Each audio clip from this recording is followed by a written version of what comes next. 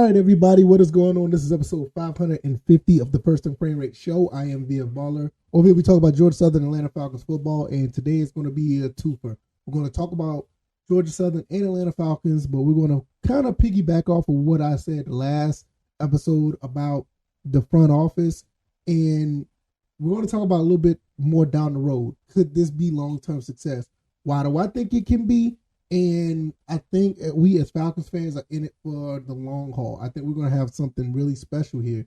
So I know that a lot of people that may not want to hear this. There's probably a lot of, stuff that could be, let's say, unusual because you don't hear this type of stuff when it comes to the Falcons. But I feel like this is going to be the way. So we're going to talk about that. And also, we're going to talk some Georgia Southern football. Our quarterback, Kyle Vantrease, had a pro day. I'm going to give you my thoughts and opinions about that pro day and what I think about him possibly making it to the NFL. So we're going to cut into all of that. If this is your first time here, welcome. I can be found on YouTube and Rumble. I'm also on Anchor, Stitcher, Spotify, Apple, and Google Podcasts. Thank you guys for a phenomenal week. I mean, it's Friday. It's time to fall back a little bit.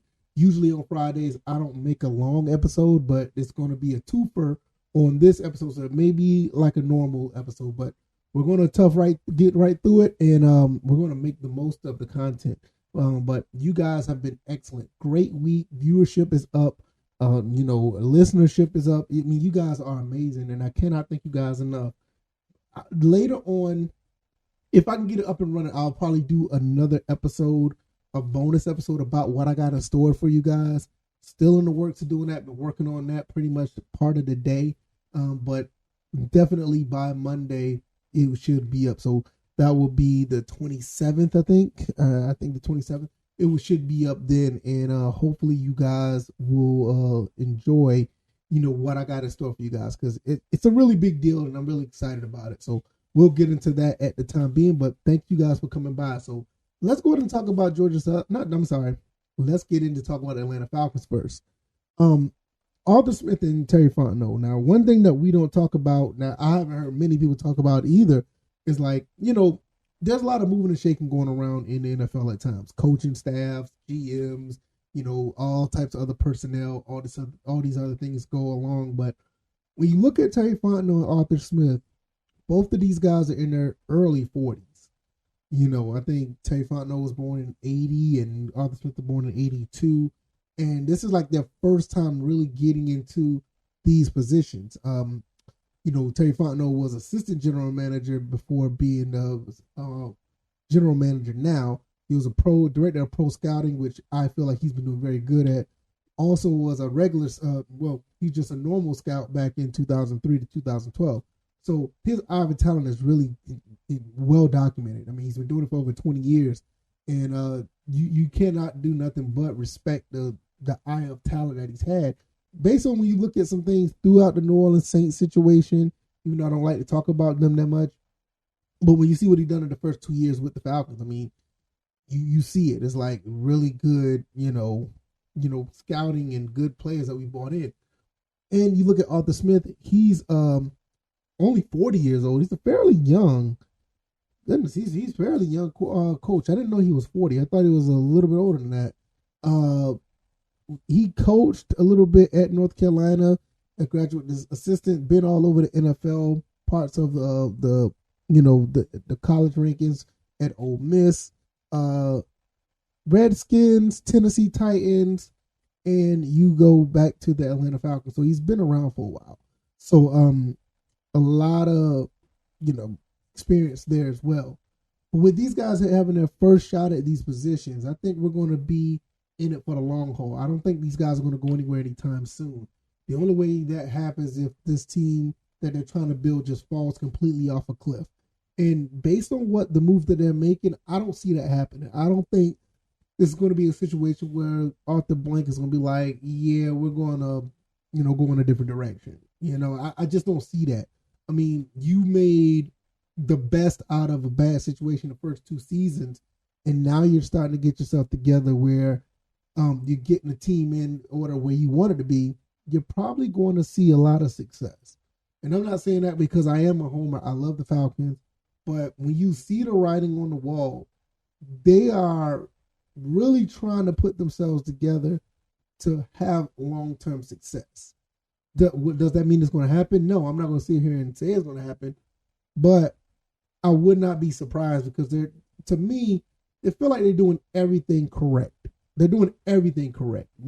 They got rid of a lot of bad contracts, and I don't really want to, repeat yesterday's episode, but got from under a lot of bad contracts, brought in some good personnel in. That personnel is scouting and recruiting and drafting good players, and you're starting to see the fruition of that. So, success could be something that we could see for a long time with this group, because these guys seem like they're built off of that, and they want that, and they got the right mindset. So, Falcons fans, I know it's going to sound pretty weird to you guys, but I think this is a good time to be supportive of the team, because they're pretty much doing everything that we want outside of that one player that plays for the Ravens that we don't talk about. A lot of fans want that, and that's not going to happen. I will be extremely surprised if it happens at this point, but nevertheless, kudos to the front office once again, and I think we're going to have long-term success. They're setting themselves up for it, so we'll see how that happens. Let's jump over here to our quarterback at Georgia Southern, Cal Vantrease, to close out the show. Cal Vantrease did pretty good for himself at Georgia Southern, threw for over 4,000 yards, led the team to a 6-7 season. A lot of people in the Georgia Southern fan base was kind of, they were kind of a little disappointed at what happened with Cal Vantrease. But at the same time, some of those guys their expectations was kind of high.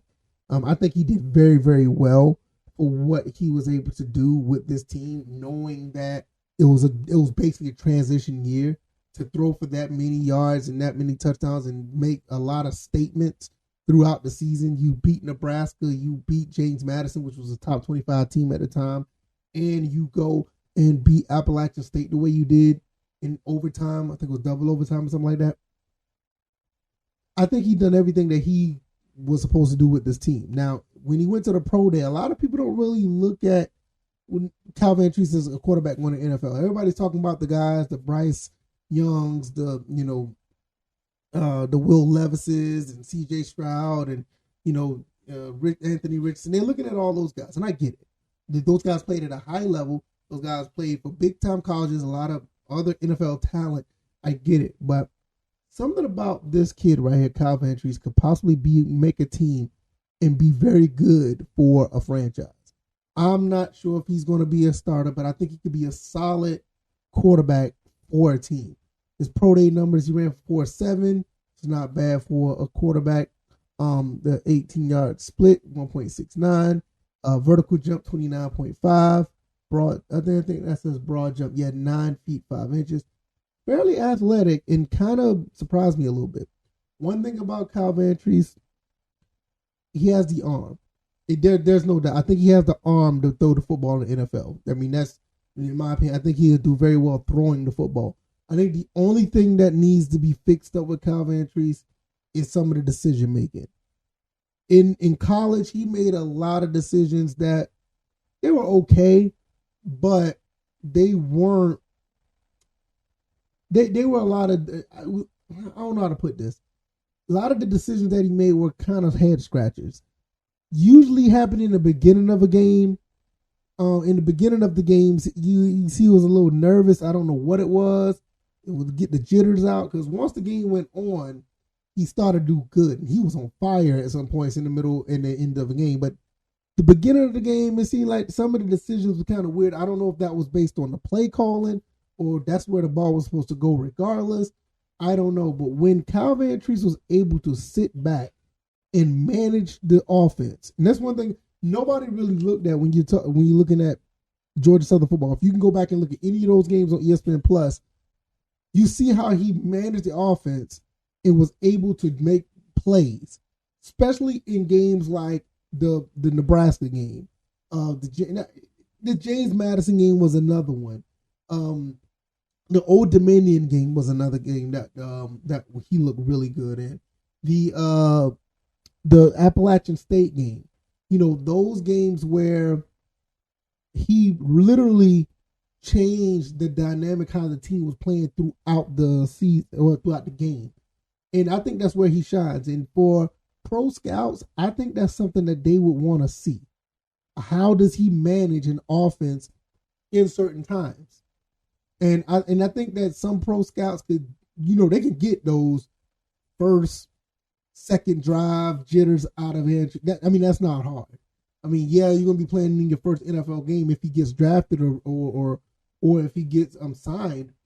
It's going to be a little bit of jitters out there, but I think they're going to be able to put him in a situation so he can calm down a bit, so he won't have to do so much. And I think that is something that can be worked on. And if it's worked on, I think a team will they'll have a steal of a quarterback out of Kyle Vantrease.